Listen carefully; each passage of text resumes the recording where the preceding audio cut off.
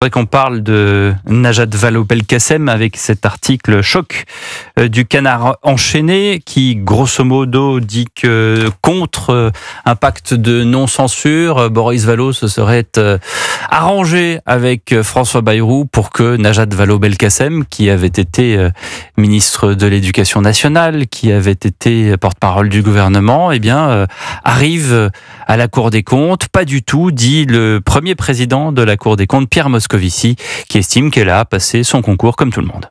Je vais vous dire une chose ici, pour ceux qui pensent que je suis son copain ou que c'est du copinage, je suis sorti au moment de la délibération. Je n'ai pas voulu, parce que justement j'avais été son collègue, parce que je la connais, que nous avions été dans le même parti politique. Pour éviter tout conflit d'intérêts en quelque sorte. Mais simplement, je me suis déporté par éthique.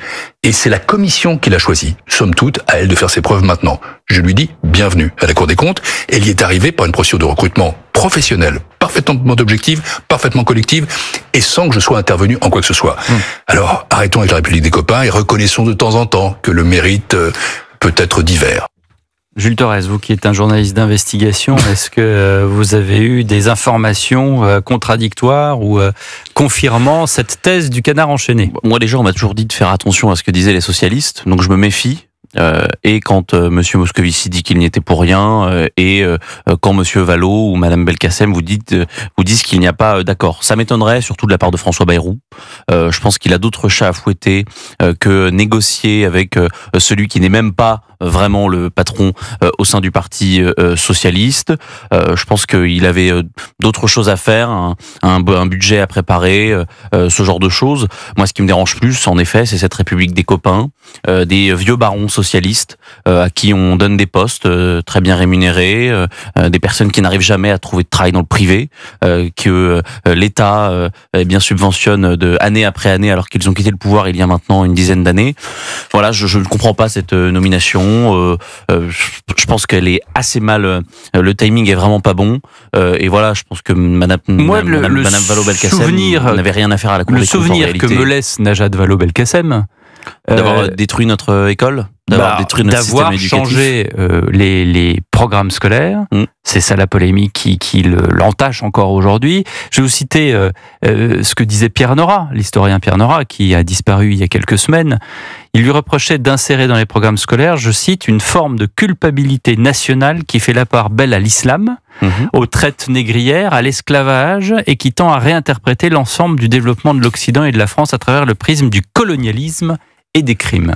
Voilà, résumé, la carrière de Najat Vallaud-Belkacem à l'Éducation nationale par l'historien Pierre Nora. Voilà. Bon, vous n'allez pas être d'accord, vous, Nathan. Non, moi c'est pas ça. D'abord, je pense que la question de sa nomination actuelle est très différente de son bilan à l'Éducation nationale. Non, c'est le même. Non, mais qu'on le juge. L'argent des Français, encore une fois. Non, mais encore une fois, c'est pas ce que je dis. Qu'on le juge bon ou pas bon, chaque citoyen peut en juger différemment. Ça n'a rien à voir avec le fait d'arriver au poste qu'elle a, qui n'est pas dans les mêmes prérogatives, dans les mêmes champs de compétences. Moi, ce qui me frappe, si les informations du Canard enchaîné sont exactes, c'est que le Parti socialiste estime qu'il accepte de ne pas entraver l'aventure gouvernementale uniquement pour une histoire de poste. Et ça démontre quand même, je crois, une histoire de lâcheté de la part du Parti socialiste depuis un certain temps. On l'a vu à la dernière élection du premier secrétaire, où la ligne d'Olivier Faure a gagné de très peu, mais elle a gagné quand même. C'est-à-dire l'idée selon laquelle le Parti socialiste n'est plus là pour essayer de porter dans les faits des avancées sociales, son programme autant qu'il le peut, mais est là pour freiner toute solution politique dans un Parlement qui est très compliqué, pour se vendre à la France insoumise en cas d'élection d'estrapontins contre des compromissions. Et c'est ça qui est problématique. Je trouve que le Parti socialiste, s'ils avaient vraiment une forme de responsabilité, d'éthique de responsabilité, devrait dire le gouvernement de la République actuellement, nous allons essayer de ne pas le bloquer, voire d'y participer. Je rappelle toujours, c'est quand même intéressant, qu'avant la nomination de Michel Barnier, Emmanuel Macron avait envisagé de nommer plusieurs personnalités socialistes à Matignon. Mais c'est les socialistes qui ont fait barrage à tout cela. C'est ça qui est problématique. C'est que cette alliance se fasse, encore une fois, si l'information du Canard enchaîné est vraie, c'est que cette alliance se soit faite sur des questions de poste et non pas d'idées. En tout cas, sur le thème de la République des copains, on a remarqué, parce que c'était le 14 juillet, il y a 3 jours, il suffisait de regarder la liste des promus à la Légion d'honneur. Vous avez, alors je ne cite que, Éric Dupond-Moretti, Stanislas Guérini, Stéphane Le Foll, Olivier Véran, Bruno Le Maire, qui est upgradé, comme on dit en bon français, dans l'ordre de la Légion d'honneur, Alexis Kohler, Sabrina Agresti-Roubache. Alors, Emmanuel Macron est connu, mais comme d'autres anciens présidents aussi. On se souvient très bien de la phrase de Ségolène Royal à François Mitterrand: Monsieur le Président, qu'est-ce que vous pouvez faire pour moi? Mais donc certains retrouvent des postes, et puis d'autres. Est-ce que c'est pas choquant quand même d'avoir toute cette flopée de Légion d'honneur qui, d'ailleurs, d'une certaine manière, discrédite cet ordre historique napoléonien pour rendre des services à la France qui sont d'autres augure que juste avoir occupé un poste ministériel, et parfois pendant juste quelques mois. Oui, cette République des copains et des copines, elle discrédite même le politique. Et c'est aussi pour ça que les Français n'ont plus confiance dans nos politiques. On a des élus, des ministres qui sont recasés alors que les Français les ont, expurgés du débat politique. Madame Najat Vallaud-Belkacem, les Français en 2017, ils ont dit stop à tout ça. Et on la retrouve ici, après avoir pantouflé en permanence J'ai pas le détail du poste qu'elle va occuper. Aux frais du contribuable. Elle a le plus haut poste à la Cour des comptes. Non, c'est celui de Monsieur le plus haut Moscovici. Poste de fonctionnaire. Donc à part Monsieur Moscovici, qui lui aussi était socialiste. Donc elle va avoir le nez dans les comptes de la France. Et quand on sait ce qu'elle a fait quand elle était au ministère de l'Éducation nationale, c'est vrai qu'on a de quoi nous poser des questions. Mais le sujet, même si la Cour des comptes a un rôle consultatif, encore une fois. Oui. Il n'y a pas de rôle décisionnel. Bien sûr, mais moi, de toute façon, je fais partie de ceux qui pensent que même la Cour des comptes, il faudrait limiter son coût, son pouvoir, puisque quand Monsieur Moscovici... Vous voulez la mettre sur un post-it, la Cour des comptes aussi? Oui, c'est ça, on peut supprimer. Moi, j'ai aucun problème à ce qu'on supprime la Cour des comptes, comme le Conseil constitutionnel, comme le Conseil d'État. Le Conseil constitutionnel. Oui, le Conseil constitutionnel, oui. On va en parler. Puisque toutes ces choses nous entravent, musellent le législateur, musellent le politique. Je vous rappelle qu'on a une loi immigration en décembre 2023, qu'on avait un rapport de la Cour des comptes qui nous disait qu'il fallait complètement stopper notre politique migratoire parce qu'elle nous coûtait trop cher. Monsieur Moscovici a décidé de décaler ce rapport-là pour ne pas interférer dans le débat politique. Elle sert à quoi, la Cour des comptes, si c'est pas justement pour influencer le débat politique? D'abord, la République des copains, c'est vieux comme le monde. Le petit désaccord. Et donc c'est pas grave. Non, je ne dis pas ça. D'accord. Mais par exemple, quand vous disiez ça déshonore la grande tradition de la Légion d'honneur de Napoléon, la Légion d'honneur construite par Napoléon, inventée par Napoléon, c'était pas la République, mais c'était déjà le fonctionnement du copinage, du pistonnage, du réseautage permanent. Pourquoi vous en souvenez?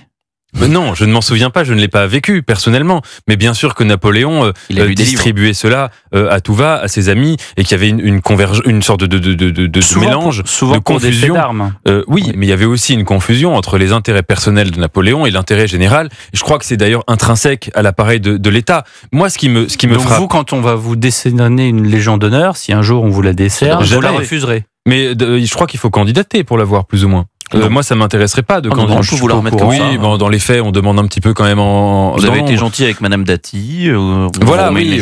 C'est comme dans le film Le Grand Restaurant. On demande, Louis de Funès demande à Blier, il lui dit, s'il vous plaît, quand même, ma Légion, ma médaille, à la fin du film, ce serait bien que vous me la donniez. Ça, c'est dans le Grand Restaurant. C'est formidable. C'est un running gag du film. Il décrit très bien tout cela. Je me souviens que de Mouskatnous. Oui, c'est génial, bien sûr. Voilà. Mais tout ça fait partie du même esprit français, d'ailleurs. L'attachement aux médailles et l'ironie. Mais juste pour revenir là-dessus, en effet, qu'il puisse y avoir une manière de recaser des gens avec des postes plus ou moins pas fictifs, mais plus ou moins importants, je suis d'accord.